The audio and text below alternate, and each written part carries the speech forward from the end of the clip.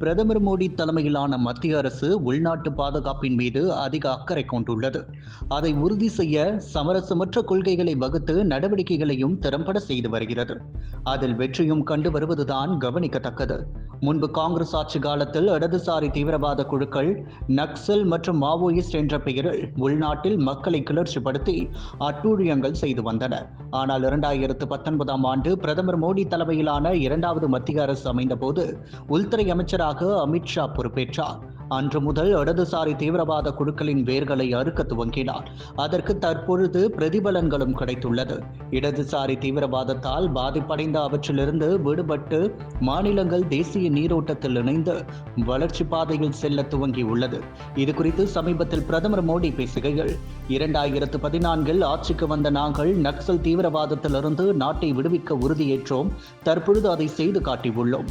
பாஜக ஆட்சிக்கு வருவதற்கு முன் நாட்டில் நக்சல் தீவிரவாதத்தால் பாதிக்கப்பட்ட மாவட்டங்களின் எண்ணிக்கை 125ஆக இருந்தது.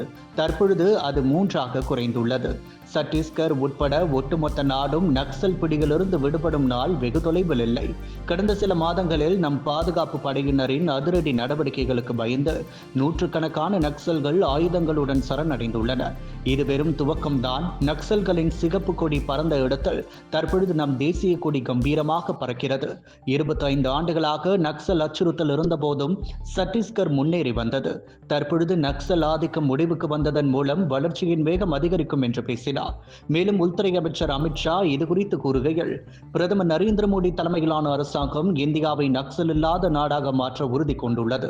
நக்சல் எதிர்ப்பு நடவடிக்கைகளின் போது பலத்த காயமடைந்த பாதுகாப்பு பணியாளர்களை ஆதரிக்கவும் அவர்களின் வாழ்க்கையை எளிதாக்கப்படுவதை உறுதி செய்யவும் மோடி அரசு தேவையான அனைத்து நடவடிக்கைகளையும் எடுத்து வருகிறது.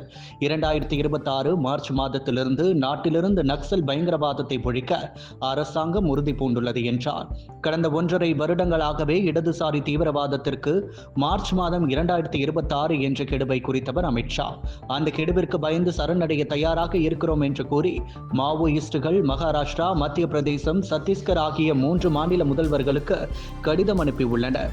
அக்கடிதத்தில் மாவோயிஸ்ட் அமைப்பில் இன்னும் உறுப்பினராக இருப்பவர்களை தொடர்பு கொண்டு எங்கள் வழிமுறையின்படி இந்த செய்தியை அவர்களுக்கு தெரிவிக்க எங்களுக்கு நேரம் தேவைப்படுகிறது. எனவே பிப்ரவரி 15, 2026 வரை கால அவகாசம் கேட்டுக்கொள்கிறோம். நாங்கள் ஹாதியாவை விட்டு வெளியேறி அரசாங்கத்தின் மறுவாழ்வு திட்டத்தை ஏற்றுக்கொள்ள விரும்புகிறோம். ஆகையால் 3 மாநில அரசுகளும் எங்களுக்கு உரிய அவகாசம் கொடுக்குமாறு கேட்டுக்கொள்கிறோம் என அந்த கடிதத்தில் குறிப்பிடப்பட்டுள்ளது.